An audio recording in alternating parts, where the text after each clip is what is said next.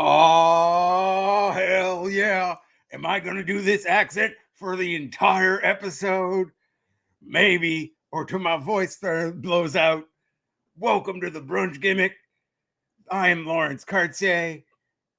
We've got Sandy in the chat. Sandy, how you doing? We got what? Ophelia Payne in the chat. What? Happy Stone Cold Day. Having myself some water, as Stone Cold Steve Austin does constantly. I'm pretty sure that's his gimmick. Straight up drinking water. It is Happy Beer Day because it is also St. Patrick's Day weekend. The St. Patrick's Day parade here in Montreal is going on right now. So it is very much a beer weekend, as it usually is this time of year, because they are usually at the same time every year. How's everyone's weekend doing? We are here on the Brunch Gimmick. I have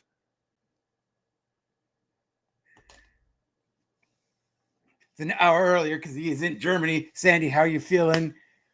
We had a week in wrestling this week too. I've got this is the lightest I've ever done an episode by myself. I've got nothing planned because I was sick for a lot of last week and a good part of this week. Yes, we did the time change. So it happened last Saturday. Oh yeah, we're gonna get to that, Sandy. Oh my God, this week in wrestling, so much fun stuff happened. First off, got to talk a little bit about AEW, who had their pay-per-view last week. That very fun pay-per-view, and I am, beating a dead horse here, but man, oh man, oh man, should Tony Storm and Mariah May should have main evented. It just I'm not a person who necessarily loses their mind about somebody main eventing or not main eventing, but this one was obvious. They put on a literal 5-star match. You've got like he never gives 5 stars to women's matches. It's always like 4.5. But they got a 5-star match doing just a 15-minute match, or like 16-minute match. That is insane. That's how good that was. That is maximizing every single second of that match. And like using the promo, that should have been the main. It was literally the perfect main event. And they like AEW dropped the ball and sort of like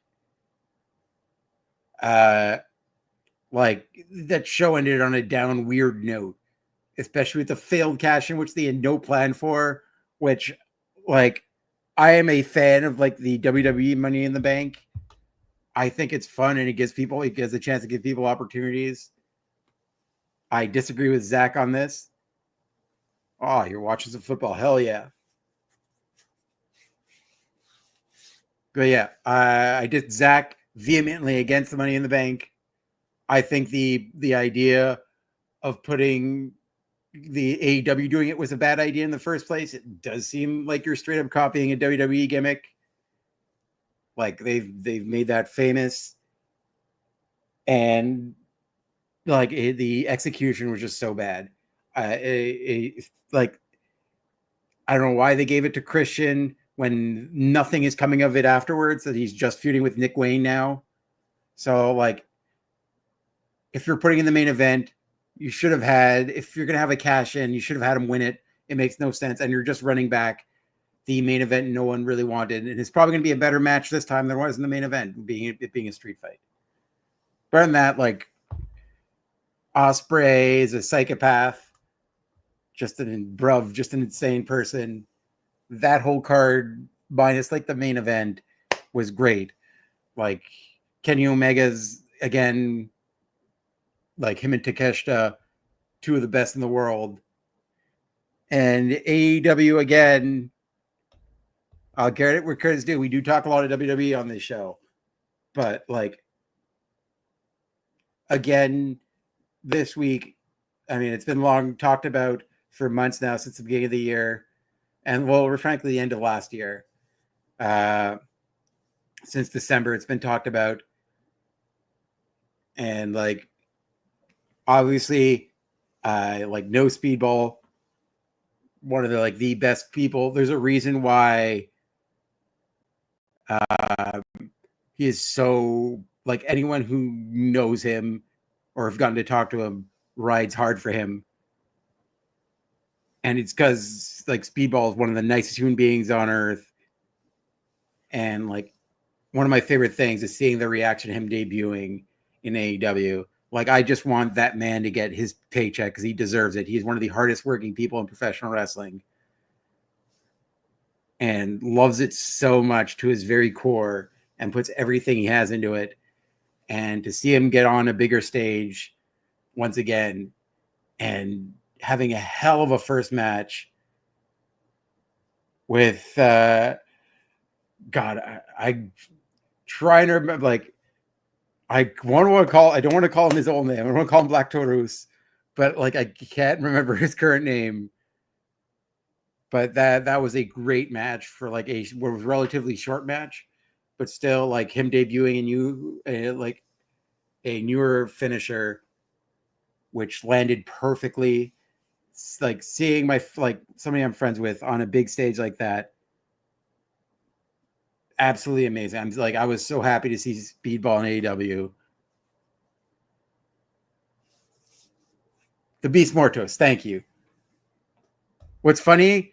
Fun fact: last year I started playing D&D, and I literally took part of my D&D name for my character was based off the Beast Mortis former name. My character's name was Taurus Jack, so it was mixed between him and Cactus Jack. But yes, hot off the pay-per-view, debuting in the tournament to potentially face Kenny Omega for his newly won title. Speedball Mike Bailey advances to the next round, and in the main event that show, in a what's going to be a match feels like specifically made for me, which I know Speedball is going to have fun with. It's going to be Speedball versus Orange Cassidy, which like it could that's a match that could honestly go both ways. I feel they're going to put over Orange Cassidy. Like I see still very much their guy, but man, I'm excited for Speedball getting in that position very early. It's a 4-way match now. Oh, so he's already getting in there with Ricochet. I saw the graphic. I'm like, they doing. I thought they just put up like both matches. Like these are both matches. I didn't know it was a 4-way. Thank you for the information, affiliate. Oh, I literally thought it was gonna be 2 matches in the final. Okay, that's interesting. So you got Speedball, OC, Mark Davis, and Ricochet.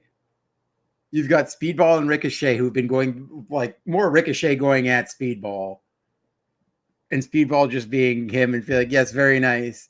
I'm very happy to be here. I can't wait to fight you, kick you in the face. But yes, Ricochet's been going at Speedball a little bit, so it's nice to see them getting in the ring. That's going to be an absolutely crazy match. Mark Davis, who is on the wildly homoerotic episode of Hey W that came out today. After this show, go check it out. A lot of fun. But yes, Speedball going to AEW has been a long time coming. It's been like a massive before it was the vignettes even started, was a massive like open secret that he was going to be there.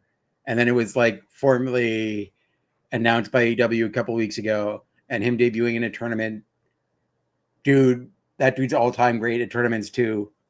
Like he won the Battle of Los Angeles. He won the year he won. He's actually the last bowler they've done, sadly, because for like our reasons outside there and currently writing shows, PWG. But he won the last bowler, and something that is eternally true in Speedball's story in professional wrestling, because he was redoing his visa that week. He had to do all his matches in one day. So that Sunday he had to wrestle 3 straight matches. So this is a man who is built for tournament wrestling. And like I'm excited for this match. I honestly, in the 4-way, legitimately any one of them could win it. I could see Speedball, like I could see a chance Speedball wins. Like it makes sense. Mark Davis wins with the story he's telling with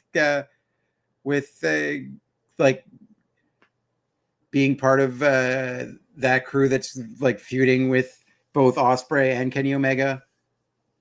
So like it makes sense. Ricochet being the cowardly heel, I wouldn't be surprised if he's still like literally you've got a 4-way here where anyone could win it. And any one of those would like the thing with AEW, it's never a question about talent. Their main problem is storytelling and consistent storytelling for a lot of it. And like when they're great, they are great. Like we talked about it, what should have been the main event, Mariah May and Tony Storm was one of the best stories wrestling's told in a long time. Like straight up and down from start to completion was absolutely perfect. But also they like this other story they're telling in the main event is literally not on par with that, like other stuff they've done. It's been like frankly below par, and people are tired of it. Of this weird story they're telling with the Death Riders and Cope and them. Like their AW's problem has never been the talent. They have some of the bell to bell best talent wrestlers in the world. Like it is a like silly catchphrase, but it is where the best wrestle.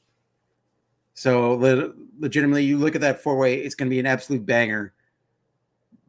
And like any one of them has a reasonable like claim to win it. Like having another Speedball Kenny Omega match, gonna be insane. Like that could main event any show, anytime. And you'll be lost for words. Like Orange Cassidy against Kenny Omega be amazing. like Mark Davis continuing that story that he has, Ricochet getting another chance at Kenny Omega. Like you have a absolute like any four there. Like AEW kills it with tournaments. Like I don't think any one of them is going to win it though. I'd be very surprised if they take the title off Kenny Omega that quickly. Like it would be legitimately shocking if Kenny Omega loses the title that quickly after winning it. So like, granted, they're getting his shot, but like it would be legitimately shocking. Like unless they're putting him right back in the main event scene, right off the rip, and like, but I don't see it. I don't see Kenny Omega losing. But again, like AEW has been on the upswing, which is so exciting. Like I'm obviously going to watch more often just because like I'm going to watch Speedball more often. I want to watch his matches and support my bud. But like, it's like legitimately, it just so happens to coincide with like AEW on a whole has been on an upswing, and like there's a lot there to be excited about. Like, say what you will, Camille. I mean, sorry, the not Camille, Megasis, like feuding with Tony Storm. That's gonna be a awesome match. Like that is a fun way to move her along from Mariah May. Like I want to know what's next for Mariah May too. But like the story they can tell there is going to be a lot of fun, and I'm excited to see what's next for Tony Storm.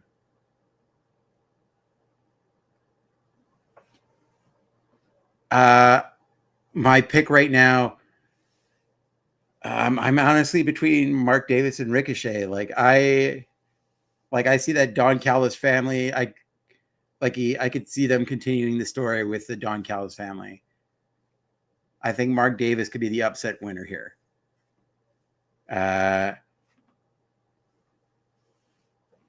Because like the constant feuding between Don Callis and Kenny Omega is a forever fight, even though like they've sort of been doing with also Ospreay.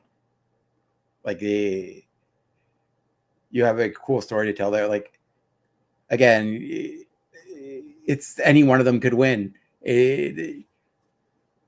I'm sort of going for the underdog upset there. I would be very happy if Speedball wins and gets put in that match because that is almost a guaranteed 5-star match.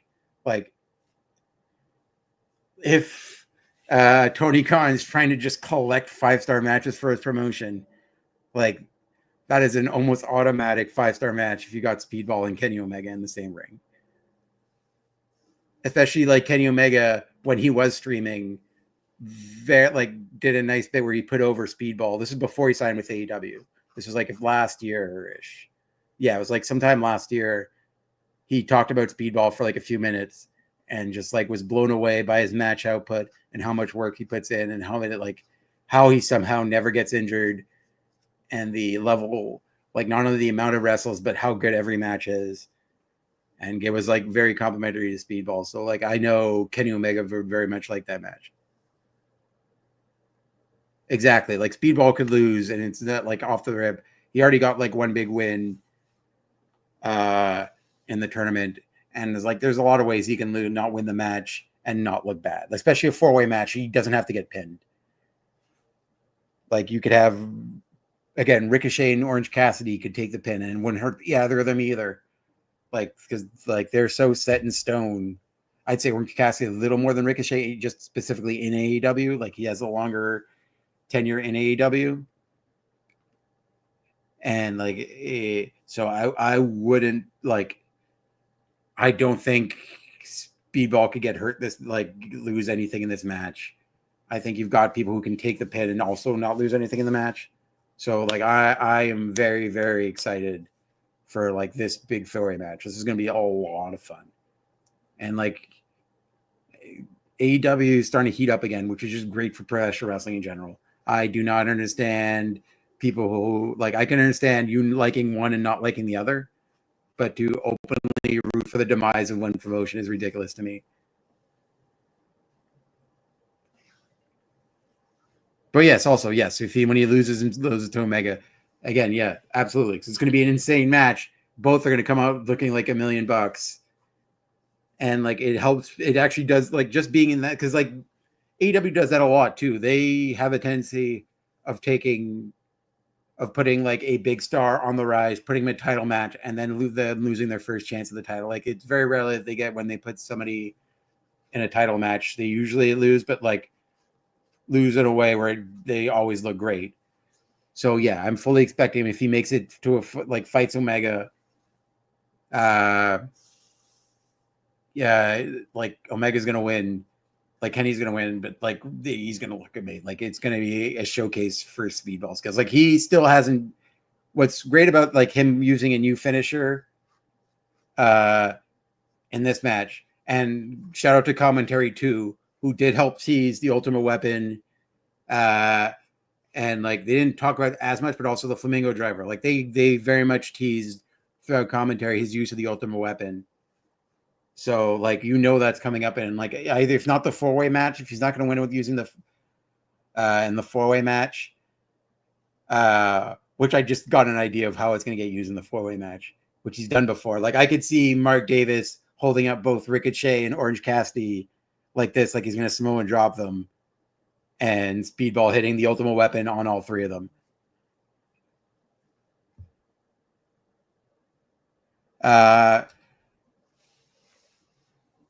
Yeah. Oh, absolutely. I'm like that ending caught me off guard because I was like I'm used to him hitting the tornado kick into the Ultimate Weapon, which is in the WWE video game in the last one in 2K24.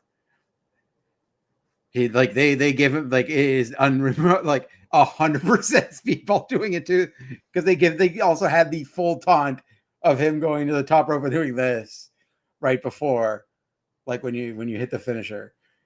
But yes, the commentary did tease it. So if it's not this match, it's going to be used in the match with Kenny Omega, which like I honestly could see him trying to go for the Flamingo Driver too, because it's like a version of Kenny Omega's finisher of the One Wing Angel. So I could see them like fighting over that and him trying to hit the Flamingo Driver.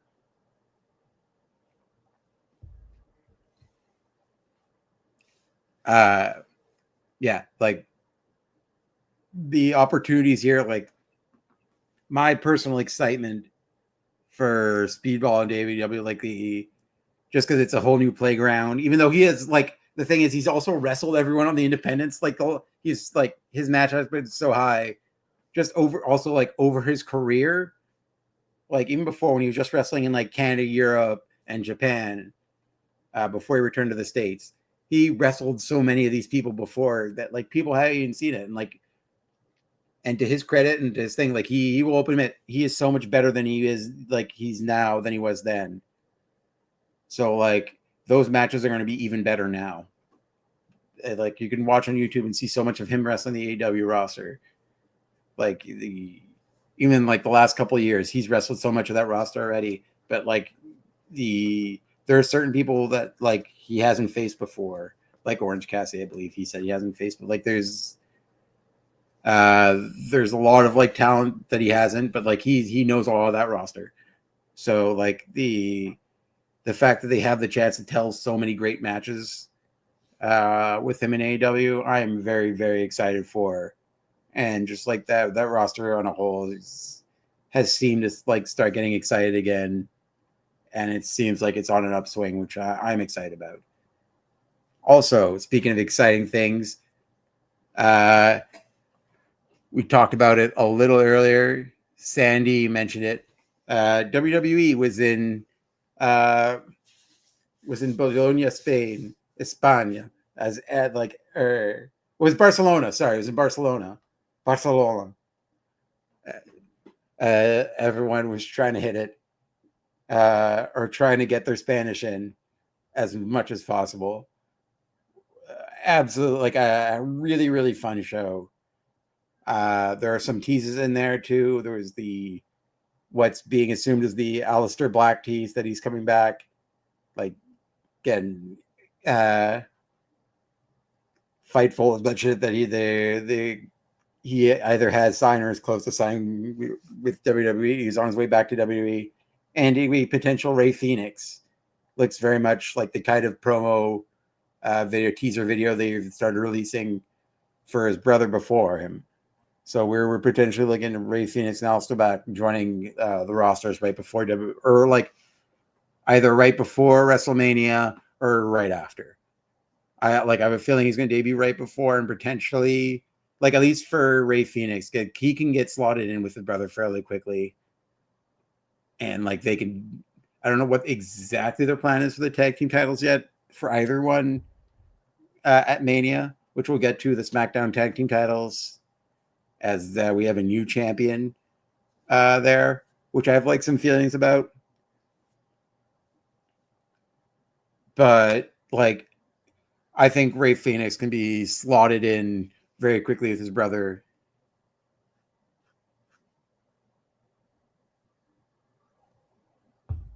Oh, that is Ophelia saying the 4 promo could be April 4th, the Friday immediately after the European tour. I also heard that it's been, like people said, somebody put up that it was 4 years since Aleister Black's been in WWE. It's been 4 years since he's been away. So like that could also be the meaning of the 4. But yes, like Rey Fenix can fairly be like slotted with his brother, and they could feud for the tag team titles at Mania. Or like they also use the SmackDown before Mania as a de facto third night of WrestleMania. Which like at this point in Mania is a full month. It just never ending. All of April is Mania month. Which it's like, it's both feels like, especially that we're in this like weird, like extended period. It's almost like the week. It's like the wrestling right now. We're in the wrestling version of the week between Christmas and New Year's. Like we've had our last pay-per-view, and it's just like a massive holding period, except for like over a month of what's going to happen as we're waiting for the big thing. Yeah.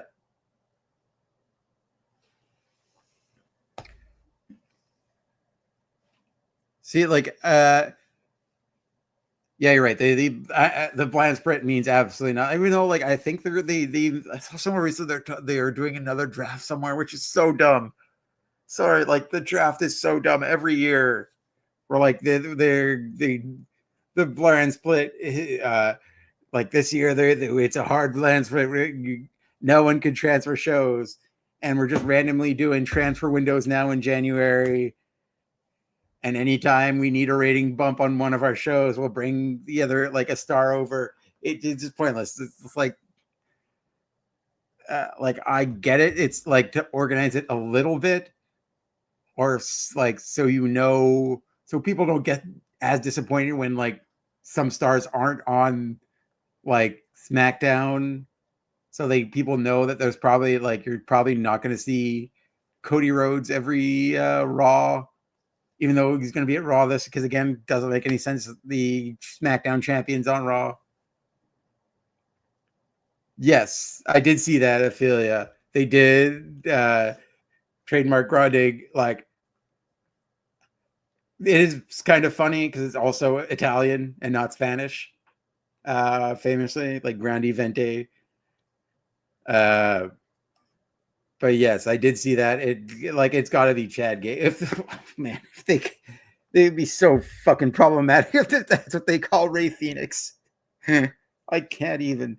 If this was Vince McMahon in charge, that 100% would he call Rey Fenix? Like, I know I'm mentioning the devil's name, but like, goddamn, if Vince was still in charge. Yeah, it was the mystery luchador. That is not not Chad Gable. But yes, I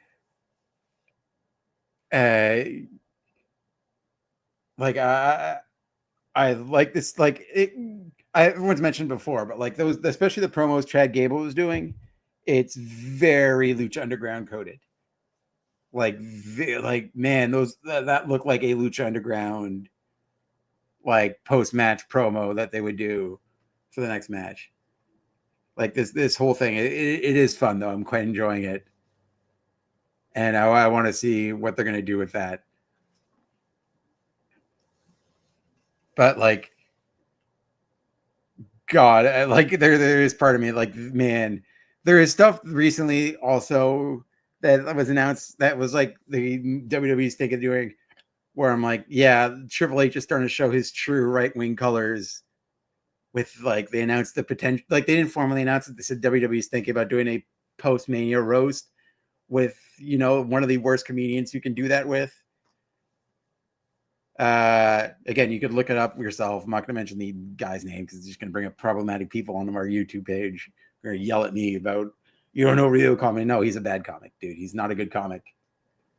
It's a comic who like feeds to a specific audience who just want to hear the most offensive thing possible without any reason behind it. It's just bad writing. It's bad comedy writing. It's hacky comedy writing, but it plays to the lowest common denominator.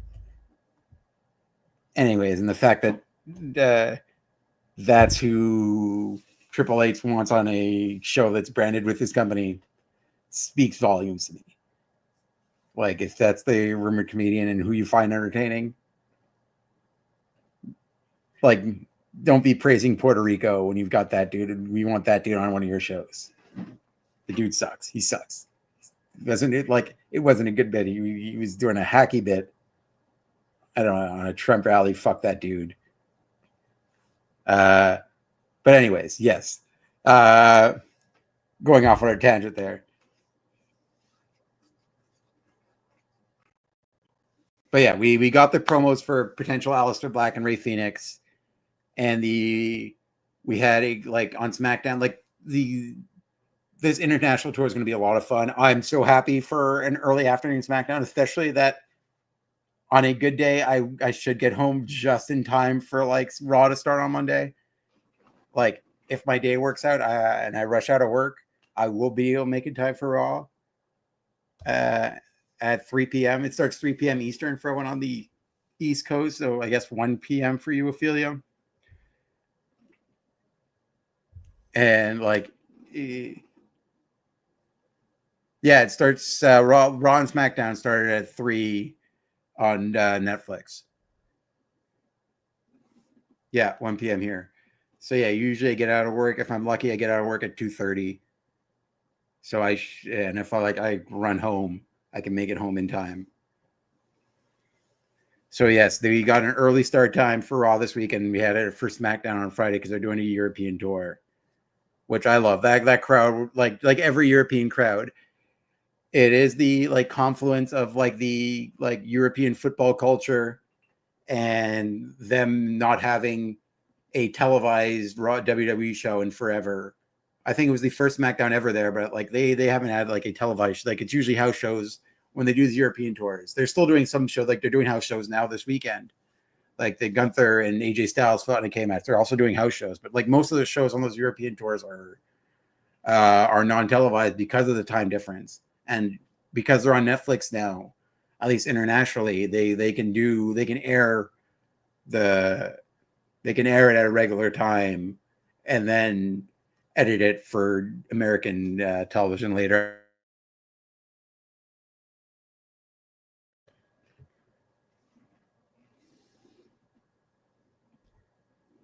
Yeah, so Raw this week is going to be live at 3 p.m. Eastern, but the crowd this week, just like the hunger that crowd had for the televised WWE show, like they made it feel special, like they always do.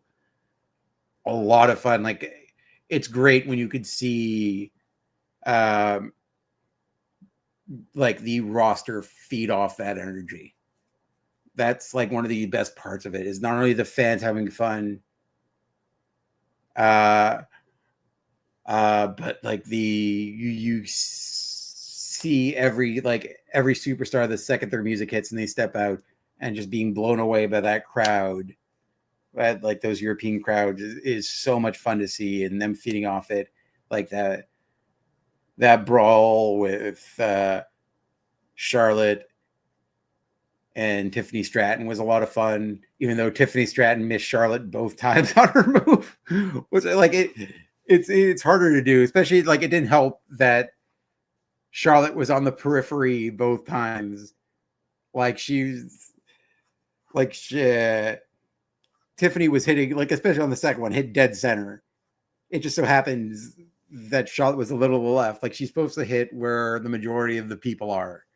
Like it's putting her a little more at risk to hit her at the far end where Charlotte was starting. So it wasn't entirely her fault.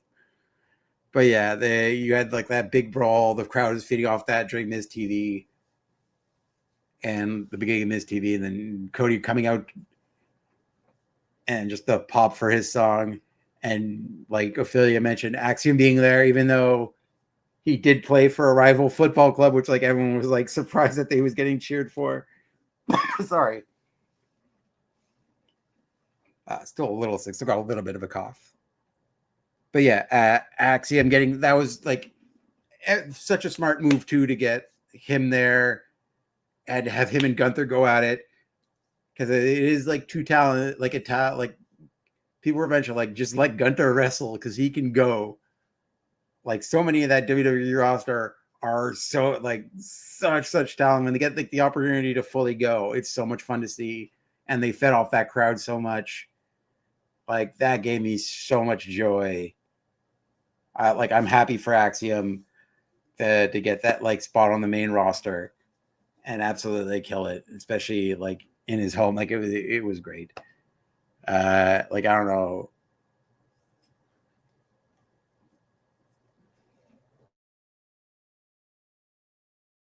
My mic is temperamental. Every time I put my glass down, it knocks out my mic cord. I don't know how.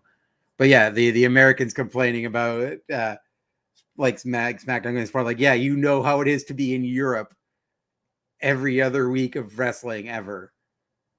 Like they're either you're waking up at ungodly hours to watch wrestling, or you're watching it at the end of your day and it's already, all the spoilers are out there and everyone's already talking about it. Everyone's already moved on to the next show by the time you're able to get to it. So yeah, Americans got to feel like the rest of the world, excluding like us, like Canada. Like, yeah, you one like for a couple shows, you're gonna be, for a few shows, you're gonna be like slightly spoiled, or you can just stay offline. You can try to avoid spoilers that way, even though it is hard. But yeah, that SmackDown show, and to have a title switch, like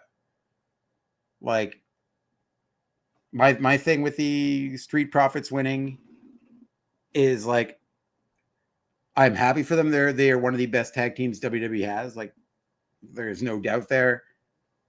I like, they're a team that I felt they should break up, and they both could have had both good singles runs.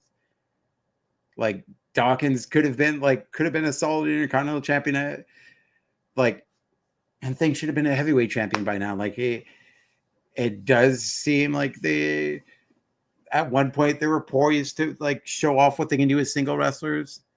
But like I'm happy for them. Like that was awesome that they get another tail. Like I'm happy they're doing something again, because like for the last like few years they've been stuck in like start and stop mode.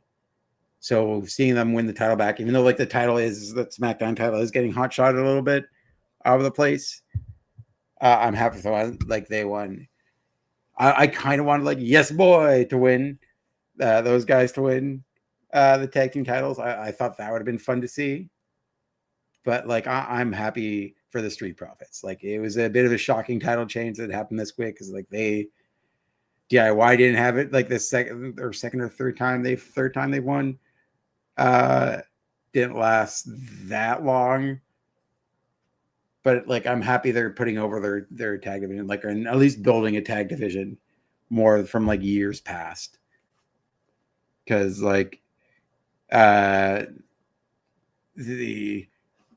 especially under previous regimes, the tag division has been overly disrespected in tag team wrestling rules, and they especially down the line, you've got Ray Phoenix coming in, like he's inevitably at some point going to join his brother, and like you're off to the races there. Like they've built several tag teams on both NXT.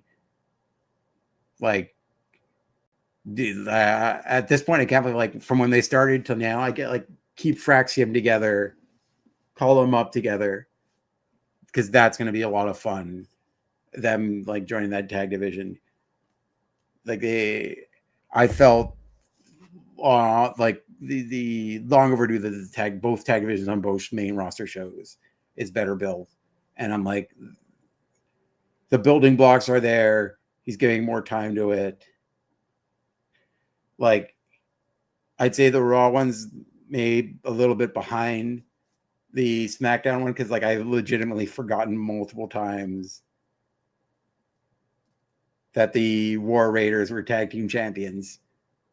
And like I kind of think it's almost time to take it off them. Because like they haven't done as much with it. Like DIY sort of been all the place and like cutting good promos and having a great feud with the Motor City Machine Guns. Like, I think the SmackDown tag division has been better than the Raw one. But you're starting to see the building blocks of the Raw one. Like, again, like I think the War Raiders are a great team, well deserving their praise. Like, I'm happy they're getting time with the tag team titles, but like I think there's potentially better teams there that can win. Like their last title defense, I felt that they should have that they're going to lose that one. I was surprised that they won, because like I think just more to their booking than in them, that they like, it's easy to forget they're champions. But again, like they should definitely invest more. I wouldn't be surprised if like within this year, maybe this is a sign that with Axiom showing up on SmackDown, that we're probably going to see that we could see a whole Fraxium call up, and maybe they show up on Raw, like post Mania call up. I would not be surprised. But yes, we had the Street Profits winning in a very fun match. Again, like they are a team, and I know like it gets tiring, especially for tag team wrestlers, to hear it, but like I think both of that tag team is one that you could have split up and told great stories with them as singles wrestlers, and eventually come back to tag team wrestling together. Like, I didn't think they needed to turn on each other. I felt like this could have been one of the, like, a team that could have done an amicable split. Feel like it's time to go for the heavyweight title, or for like a singles championship. And like it just seems like they're reverting back, and there are other teams on SmackDown that they've also been building that could have won the tag team titles. Like the only negative is that it's like, even though like I'm not the biggest proponent, like we've gotten a lot recently of long title reigns, so like I'm not a big proponent of like necessarily having a long title, especially we've had a lot of them recently. So I don't entirely hate the like tag team titles being hot shot, but like I feel like for at least a few months they need to hold on to those tag team titles, at least if not till Mania. If somebody beats them for Mania, whoever wins it at Mania, if they do a Mania match or like the SmackDown before Mania, which I wouldn't be surprised if they put the tag team titles on that show. It seems like there's something going to do, especially that they're slimming down the cards because it's 2 nights. So it's probably just going to be 5 matches each night, 5 or 6 matches each night. Like, I wouldn't be surprised if they use that SmackDown before Mania to put on the tag team title match. Like, if they put they do the tag team titles, like whoever has the tag team titles past Mania should hold on to it for a little bit. I feel like that's probably for the best for the division, but like it is nice and shocking that like a title moves around that much. Like, you're not expecting somebody to lose it that quickly, especially like in recent years where we've seen champions hold on to their titles forever. Yeah, and that does it for SmackDown. This week we do have the continuation of the tournament. Like in AEW, we already talked about that. We've got Raw on Monday, where John Cena is supposed to be there. We had Cody Rhodes cut that very brief promo after the shenanigans of the brawl continuing with Charlotte.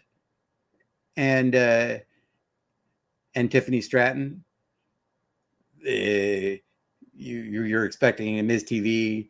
Cody comes out immediately, hits the crossroads on Miz and says he doesn't have anything to say, but only thing wants to talk to John Cena, and sets up John Cena being at Raw on Monday, which should be the first time we see heel Cena potentially talk, which will be very much exciting, and having a face-off with Cody Rhodes, which again, like I'm very much stoked for. The when it goes without saying, the crowd there is going to be hot as hell. Like that pop for when Cena comes out, it's going to be insane. The Cena sucks. Let's go Cena chants are going to blow out speakers. You just know it.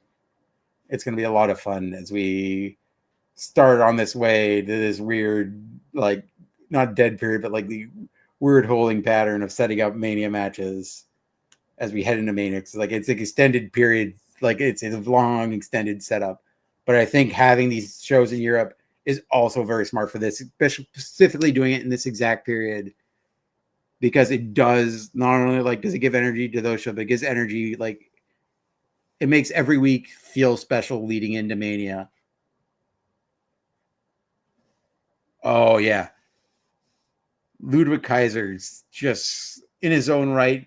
Like he does get outshined a little bit because everyone around him is like, obviously we just talked about Tiffany Stratton and like being partners with Gunter too. But like he, especially in Europe, that match is absolutely good. That crowd's gonna lose their minds for that, especially it's no holds barred. I'm excited to see Ludwig Kaiser in that environment. Like that crowd's just gonna go off. Like Luke Kaiser, very talented in his own right. I would have liked to see him eventually down the line win the Intercontinental title, because he, especially like against somebody like Penta, who's just been since he debuted killing it, and like I'm excited that he's getting a solo run right now, and him like that crowd is going to be so hot for that match. Like Triple H is doing a great job booking these shows specifically to like that crowd too, like those European crowds, and like this doing it right now where like especially where like people do, because it is like still slightly too early to get fully excited about Mania because you still got a full month before Mania. And like usually there's a pay-per-view around this time. We don't really have it. Like there isn't a pay-per-view there to break things up or to build excitement. So like these European shows feel special and are building excitement, whereas a pay-per-view would. So I think this was a very smart decision by WWE to do a European tour now, heading into Mania and building that excitement, because we're in like the month before WrestleMania, especially like as we go into April in a couple of weeks, and that's where like stuff's going to definitely like step into high gear. And we're definitely going to start like the WrestleMania card is going to be more fully built, because we still don't know, because not only do we have to have like matches announced, you've got to build those matches within the weeks coming up. So like now we're still in the holding pattern of trying to get the WrestleMania card set in place and then building the rivalries and stuff on that card. Yeah, Finn versus Braun Breaker for the Intercontinental title. I'd be surprised if Braun Breaker drops it now. But like I'd be happy for Finn. Like again, a UK guy, like an Irish guy. The big three. Like again, they built that so beautifully. I don't like, especially that they've got like she's got one side still has that heavyweight title match to look forward to, and still has that heavyweight title match to build to for SmackDown, but to also have the being caught in between your two best friends. They are doing such good work, all three of them. Like I didn't get to talk. We didn't have a show last week because I was sick, but man, that promo, like I don't know how you don't give Bianca Belair, like Hollywood doesn't give Bianca Belair a call when she wants to. Like that was legitimately good acting, both and her and Naomi. like the just like tapped into raw emotion that like don't touch me breaks your heart, and like everyone's been there when they've been that angry at somebody. Like you don't want them near. Like it touched into some real emotions, and they absolutely killed it. Like I love that promo so much. Like that segment was so good,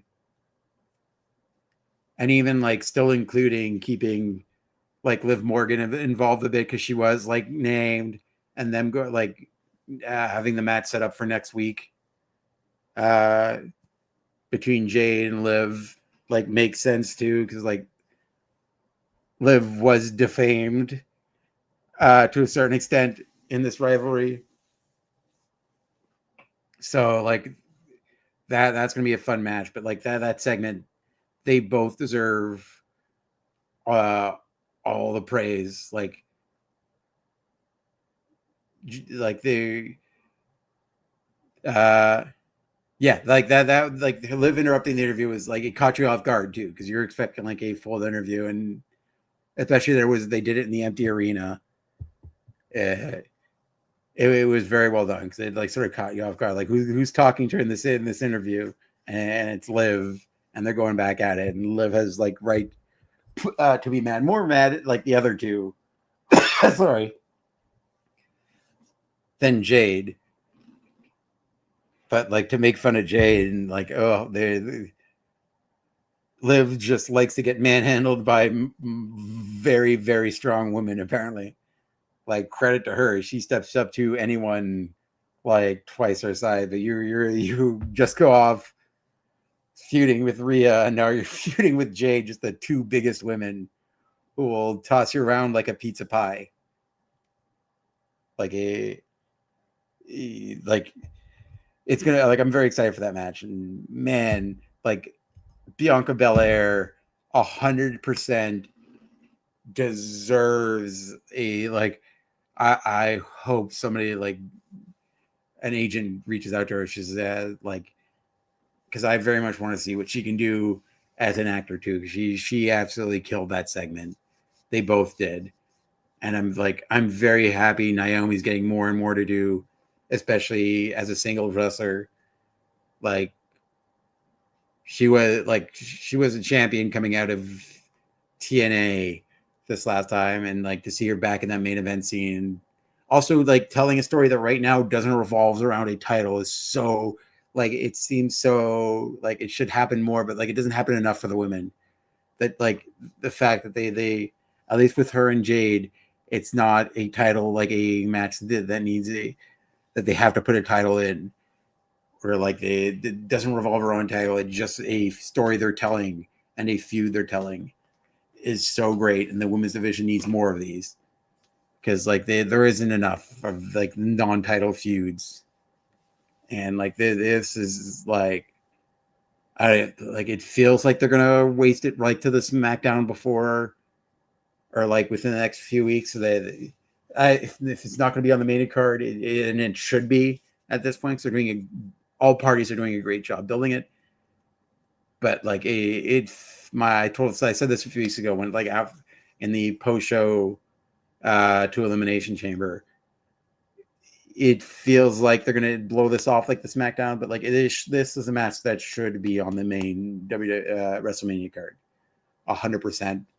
Like I get cutting it like it's Mania. I think he can break his rule a little bit to have like slightly longer shows because the work they're doing is so great, and like I think it also means a lot to have a non-title feud on the main card of Mania for the women. Like it shouldn't be something that should be surprising at this point, but in all companies, it doesn't happen enough.